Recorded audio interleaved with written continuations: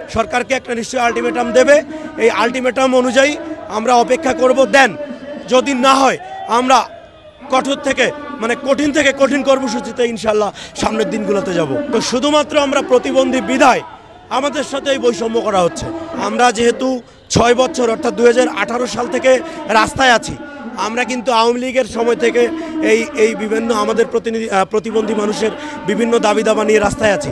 So আমরা যেহেতু কোনো দাবি এখনো পর্যন্ত আদায় করতে পারি নাই, তো আজকের এই মানববন্ধনের পরে আমরা যদি অনশনের মতো বা তার থেকেও যদি কোনো কঠিন কর্মসূচি দিতে হয় আমরা সেটা দেব ইনশাল্লাহ। এতে কোনো আমরা আপোষ করব না আর কি।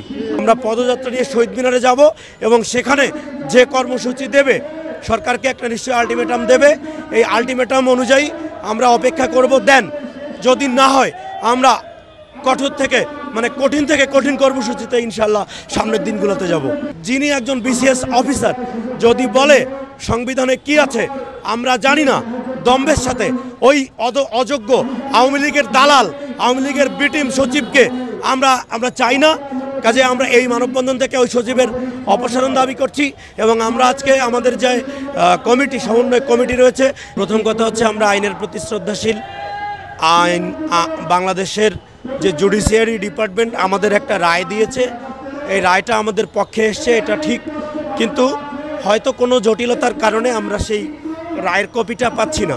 তো আমরা এই আপনাদের মাধ্যমে আদালতের দৃষ্টি আকর্ষণ করছি যে আমাদের যেন এই রায়টা রায়ের কপিটা দ্রুত দেওয়া হয়। হ্যাঁ, আমরা যেন দ্রুত রায়ের কপিটা পেতে পারি। আর এরপরে আমরা যেহেতু এখনো পর্যন্ত কোনো সুফল পাই নাই, তো আমরা আমাদের ভবিষ্যৎ কর্ম পরিকল্পনা নিশ্চয়ই ঠিক করব আর কি। বাংলাদেশের আমরা এখন 7% জনগোষ্ঠী প্রতিবন্ধী। তো এই অবস্থায়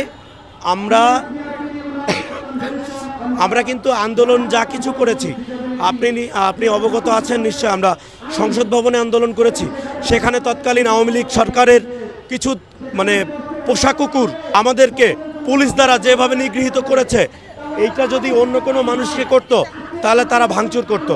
আমরা কিন্তু কোনো ভাঙচুর করতে পারি নাই, কিচ্ছু করতে পারি নাই। তো শুধুমাত্র আমরা প্রতিবন্ধী বিধায় আমাদের সাথে এই বৈষম্য করা হচ্ছে, এটা হচ্ছে আমার স্পষ্ট কথা। আজকে যদি আমরা প্রতিবন্ধী না হতাম, যদি সুস্থ মানুষজন হতাম, আমরা যদি বিশৃঙ্খলা করতাম, তাহলে হয়তো আমাদের সাথে এরকম বৈষম্য করতে পারতো না। যেহেতু আমাদের কিছু উইক পয়েন্টস রয়েছে, সেই জন্য সরকার এবং এই রাষ্ট্রের বিভিন্ন মানুষ কেউ আমাদের কথা আসলে ওইভাবে শুনতে চায় না।